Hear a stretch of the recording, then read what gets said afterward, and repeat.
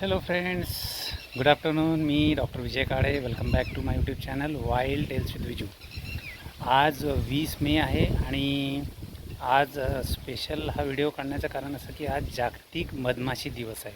मधमाशी दिन ज्याला म्हणतात. तर आता मधमाशी दिवस आपण का पाळायचा? सगळ्यात महत्त्वाची गोष्ट, इतकी सगळे प्रॉब्लेम्स आहेत ऑलरेडी, इतके सगळे डेज सुरू असतात, त्यात मधमाशी डेला काय विशेष महत्त्व, का त्याचा इतका अट्टहास किंवा का बरं आपण साजरा करायचा? तर बघा, कारणं तर शेकडो आहेत. आपण डिस्कस केले तर आपल्याला व्हिडिओ कमी पडणार बनवायला. बट सगळ्यात महत्त्वाची जी काही कारणं आहेत ती मी थोडीशी 2-4-5 जी आहे ती तुमच्याशी शेअर करतो आहे आणि संबंधित आपण हा इतका महत्त्वाचा दिवस का पाळावा त्याचं मी थोडंसं तुम्हाला विश्लेषण करणार आहे. 1-2 मिनटात सांगतो आहे. ओके मंडळी, बघा, आज जागतिक मधमाशी दिवस जसं मी तुम्हाला सांगितलं. तर आता मला माझ्या मोबाईलला जास्त फोकस नाही आहे, बट ते तिथं पोळं लागलेलं दिसलं का तुम्हाला? हे इथं हे आहे ना, हे मधमाशीचं पोळं लागलं आहे, हे वालं. ठीक आहे, बरंच लांब आहे बिल्डिंगला, पण म्हटलं आपण इतक्या जवळ, त्यांच्या जवळ न जाता तुम्हाला इथूनच त्यांचं दर्शन घडूया. तर तिथं तो पोळं लागलेला आहे. मी इथं झाडांच्या खाली आहे, सावलीमध्ये उभा. तर आपण जागतिक मधमाशी दिन का बरं पाळावा त्याच्यासाठी की बघा, जगामध्ये जितकंही परागीभवन होत असेल, म्हणजे पॉलिनेशन, हे जगभर जितकं होत असेल, प्रत्येक झाडावरती, फुलावरती संबंधित, हे म्हणजे प्राणी, पक्षी, कीटक यांच्यामार्फत होते. पण त्याच्यात सगळ्यात जास्त मोठा सिंहाचा वाटा जो आहे तो आहे मधमाशांचा. कारण की त्यांची संख्या आणि त्यांचं हे बघता, त्यांची उडण्याची शक्ती, काम करण्याची शक्ती बघता, त्यांचा वाटा सर्वात जास्त आहे, जितका पक्ष्यांचा आणि इतर कुठल्याही किड्यांचा नाही आहे. तर मी तर म्हणेल, माझा इतका अभ्यास नाही आहे, पण मला एक असं वैयक्तिक वाटतं की जवळपास 75% पॉलिनेशन हे फक्त मधमाशांच्या काम करण्यानेच घडून येत असेल.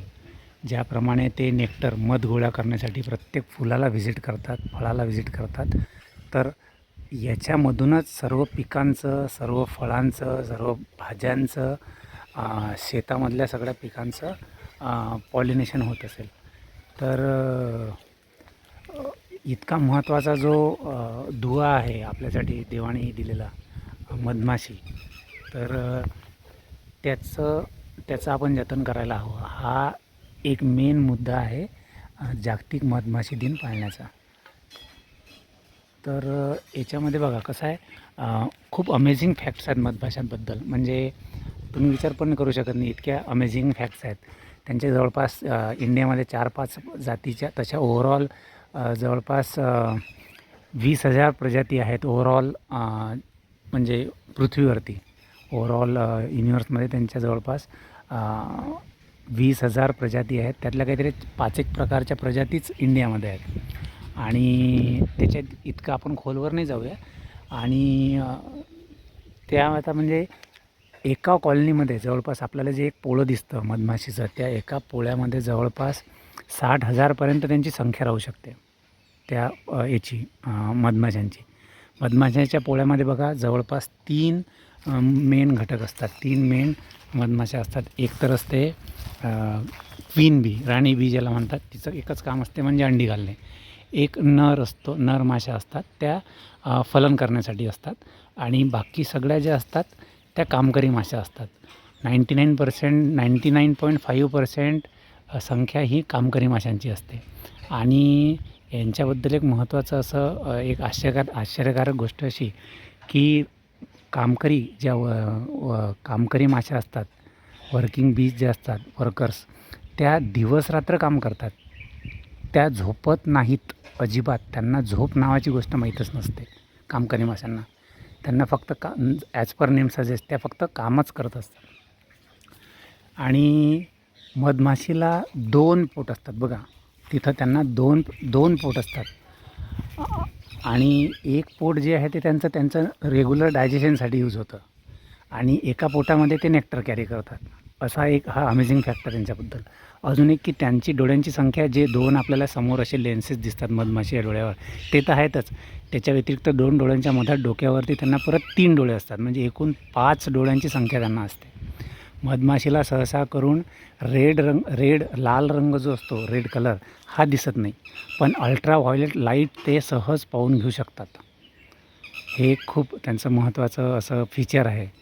त्यानंतर मधमाशीला नवीन कॉलनी करण्याच्या ठिकाणी, नवीन जागेवर जाण्याच्या ठिकाणी जर जायचं असेल तर एखाद्या माशीला ते दिसल्यानंतर ती माशी येऊन आपले जे साथीदार इतर माश्या असतात त्यांना एका विशिष्ट प्रकारचा डान्स हवेतच, असा त्याला एक टर्म आहे इंग्लिशमध्ये, आय थिंक वॅगल आहे, वॅगल म्हणतात त्याला. म्हणजे असा 8चा इंग्रजी 8 असतो ना, इंग्लिश 8, अशा प्रकारच्या या मोशनमध्ये ती त्यांना डान्स करून सांगते. ही हालचाल बघून बाकीच्या सर्व ज्या माश्या असतात त्या उत्तेजित होतात आणि त्या माश्या मग तिला फॉलो करतात नवीन लोकेशन बघण्यासाठी. आणि असं करून मग ती कॉलनी इथून दुसरीकडे जाऊन वसते. असं काहीतरी त्यांचं ते मेकॅनिझम आहे. अतिशय म्हणजे काय म्हणता येईल, कॉम्प्लिकेटेड फ्लाईट टेक्नॉलॉजी आहे त्यांची. अविरत काम करू शकतात. त्यांच्या पोळ्यामध्ये एक्झॅक्ट प्रॉपर हेक्झॅगोनल शेपचेच तुम्हाला असे ठोकळे दिसतील, ज्याला बी हाईव्ह म्हणतात ना, त्याला बघा असे षटकोनी आकाराचे हे असतात बी हाईव्हमध्ये. तर त्या पोळ्यामध्ये असे षटकोनी आकाराचे, आता षटकोनी जागा का बरं असेल आणि ते किती खोल, ते शास्त्रज्ञ अजूनही ते शोधत आहेत. आपण त्यांच्या बाबतीत अजून खूप सारं अनभिज्ञ आहे. इतकं कॉम्प्लिकेटेड मेकॅनिझम आहे मधमाशी म्हणजे. आता तुम्ही विचार करा, जर मधमाशाच नसल्या तर काय होईल? 99% पॉलिनेशन बंद होऊन जाईल. 75% पॉलिनेशन बंद होऊन जाईल. काय खाणार तुम्ही? आपण खाऊच नाही शकत, काही मिळणारच नाही खायला. पिकं पिकतीलच नाही, फळं येतीलच नाही, शेंगा येतीलच नाही, फुलं येतीलच नाही. तुम्ही काय खाणार? काहीच नाही. त्यांच्याशिवाय आपण अपूर्ण आहे. हे जे जग जे सुरू आहे, जे खाणंपिणं सुरू आहे, हे फक्त मधमाशांच्या भरोश्यावर सुरू आहे. त्यामुळे आपल्या एरियामध्ये, आपल्या कॉलनीमध्ये जर पोळं असेल तर त्याला उठवू नका. ठीक आहे, धोक्याच्या ठिकाणी असेल वगैरे हे, ते तर प्रॉपर कोणीतरी मधमाशी बी वर्कर वगैरे बोलून त्याला प्रॉपर रीतीने ते काढून न्यायला, दुसरीकडे जतन करायला सांगा. बट धूर करणे, त्यांना उठवून देणे, त्यांना चिडून देणे, मग मधमाशांनी हल्ला केला, त्या चावतातच म्हणून त्यांना मारावं, स्प्रे करा त्यांच्या अंगावरती, ह्या सगळ्या ज्या गोष्टी आहेत ह्या चुकीच्या आहेत. याच्यामुळेच आपला ह्रास होणार आहे एका दिवशी. तसाही आपली वाट लागणारच आहे, जशी आपण जंगलं तोडून लावत आहे. तर ह्या अशा उरल्या ज्या गोष्टी आहेत, ह्या जर आपण केलं नाही तर निसर्ग बघा, निसर्ग हा शेवटी त्याचा नियम पाळणारच, तो माफ नाही करणार कुणाला. म्हणून तुमच्या कॉलनीमध्ये जर मधमाशा वगैरे असतील आणि तर तुम्ही त्यांना डिसवू नका, तुम्ही त्यांना त्रास देऊ नका. ते तुम्हाला काहीही, कुठलाही त्रास देणार नाहीत. इतर प्राण्यांप्रमाणे तेही तुम्हाला त्रास देणार नाही. ओके. तर आज 20 मे या मधमाशी दिनानिमित्त जर तुमच्या आजूबाजूला मधमाशीचं पोळ वगैरे असेल तर त्या लोकांना समजून सांगा, त्यांच्या मनातील गैरसमज दूर करा. कमीत कमी या व्हिडिओच्या माध्यमातून हा व्हिडिओ त्यांच्याशी शेअर करून तरी तुम्ही हे करू शकता. ओके.